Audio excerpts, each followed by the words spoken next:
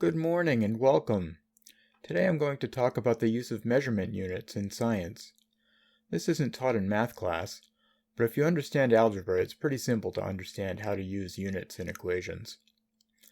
What it comes down to is that in science, you'll almost never write a numeral by itself without a unit. If you're presented with a numeral, like 25, you have to ask, 25 of what? It could be 25 miles, or 25 days, 25 pounds, or 25 miles per hour. In each case, the words after the numeral are part of the number and are called the units.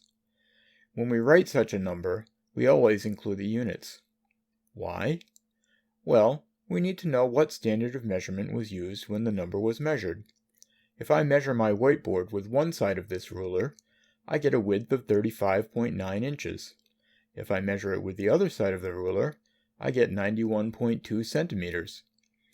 35.9 and 91.2 without units are different amounts, but 35.9 inches and 91.2 centimeters are two different ways of writing the same amount. If we left off the units, we might lose track of what the numeral represents.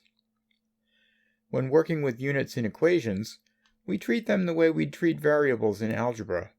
So in algebra, if we had an expression like 6x plus 2x, we could use the distributive rule to say that's 6 plus 2 times x, or 8x. Similarly, if we're adding lengths, we could say 6 inches plus 2 inches is 6 plus 2 times inches equals 8 inches. Subtraction works the same way.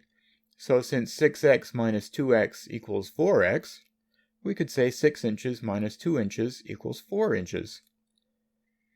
Now, if you're multiplying numbers with units, things get a little more complicated. With addition and subtraction, the units always have to be the same in both numbers we're adding or subtracting. In multiplication, they don't have to be the same.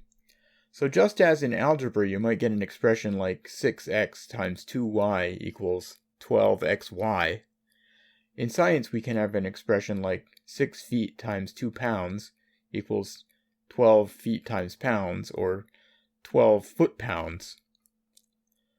What if you're multiplying and the units are the same? Well, in algebra, 6x times 2x equals 12x squared. So similarly, if we're multiplying 6 inches times 2 inches, we'd get 12 inches times inches equals 12 inches squared, or 12 square inches. Finally, what about dividing numbers with units? Again, we treat the units just like variables in algebra. So 6x divided by 2x equals 6x over 2x, and we can see the x cancels out, and we're left with just 6 over 2 equals 3. Similarly, if we had 6 pounds divided by 2 pounds, that's equal to 6 pounds over 2 pounds, the pounds would cancel, and we'd be left with just 3. This is one of the few ways you can end up with a number without a unit in science calculations. Usually the units don't all cancel out, and we'll get something more like 6 inches cubed divided by 2 inches equals 6 inches cubed over 2 inches equals 3 inches times inches over inches equals 3 inches times inches equals 3 inches squared, or 3 square inches.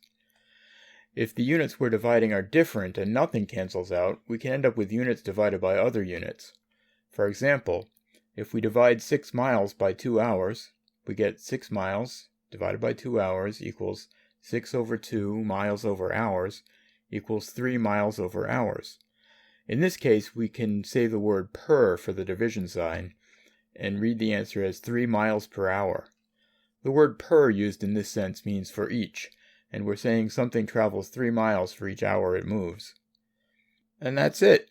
Things will get a little more complicated as we string units together, but it all comes down to these simple rules.